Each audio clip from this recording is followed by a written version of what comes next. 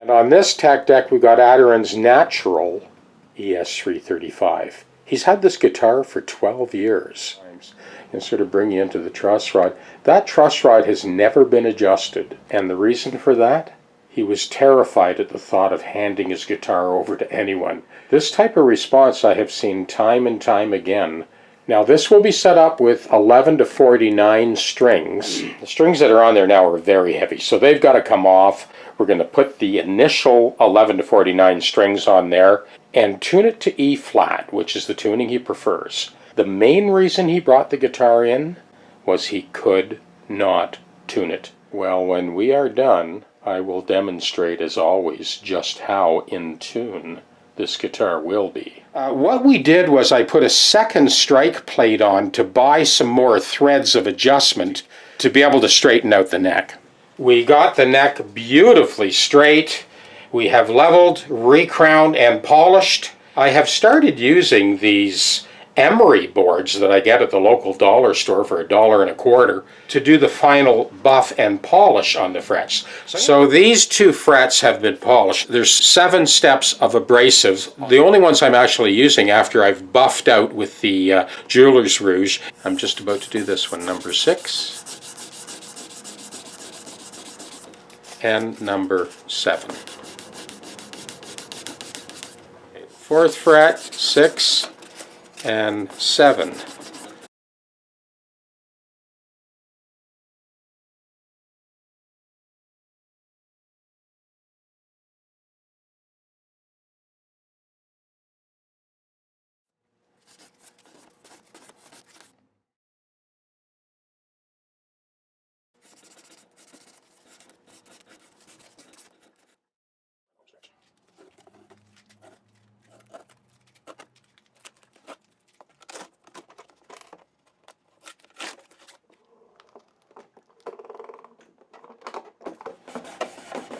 This is our last little bit of cleanup here.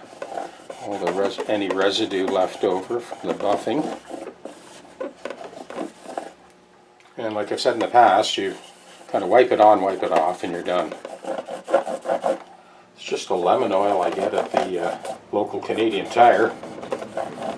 And no silicone in it. And we're just about ready to get on with the compensated nut now.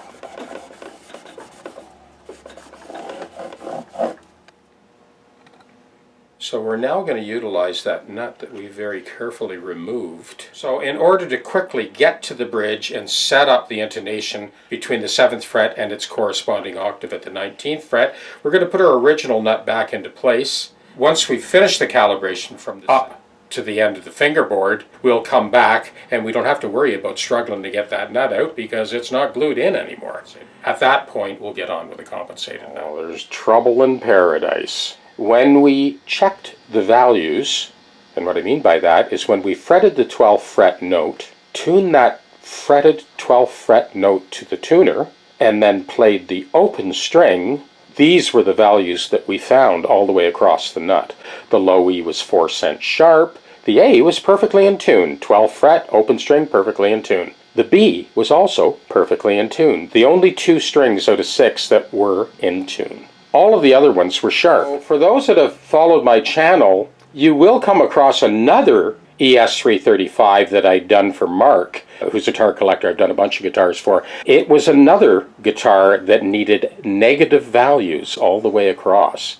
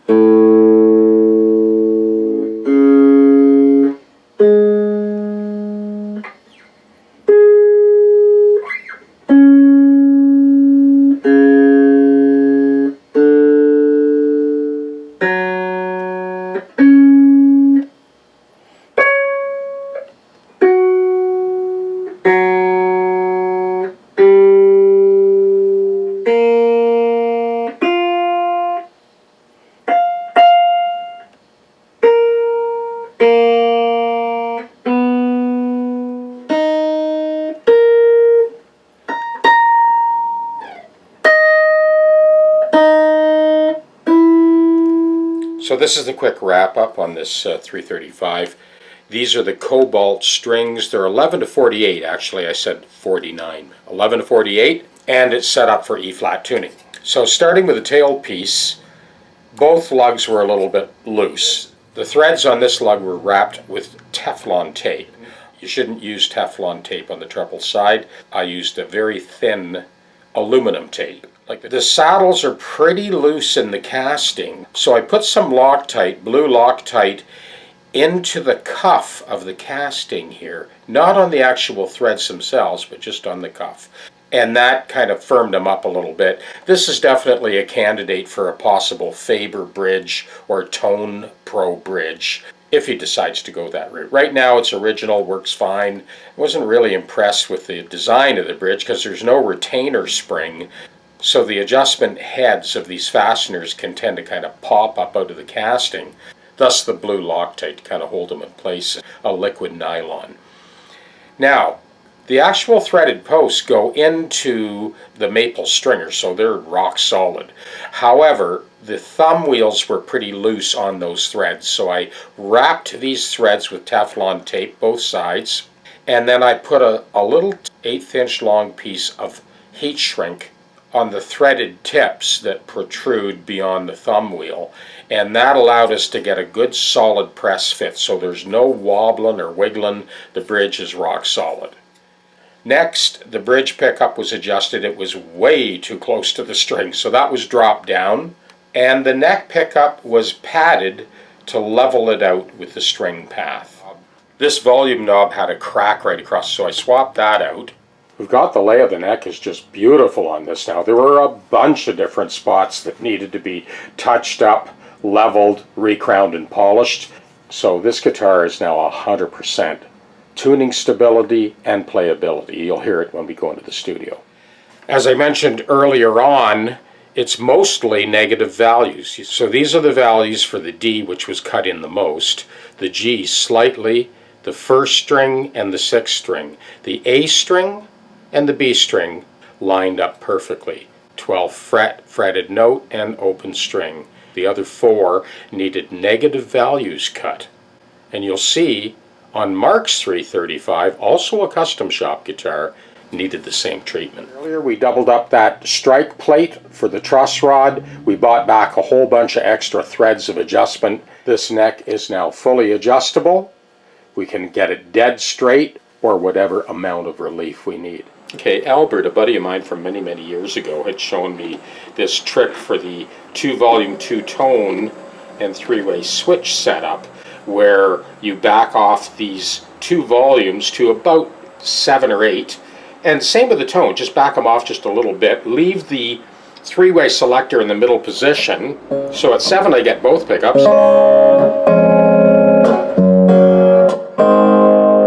If I open it up, it goes to the neck pickup.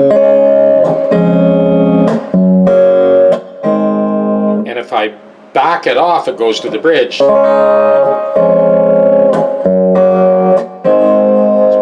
So just by utilizing that one volume control, you get a whole plethora of sounds.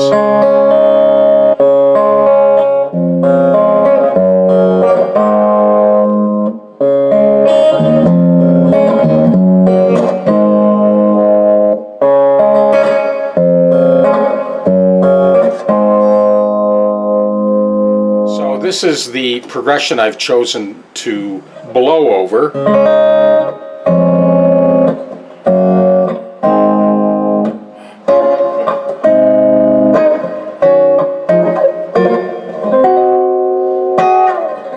And again, the reason I've done that is I'm playing all over the neck.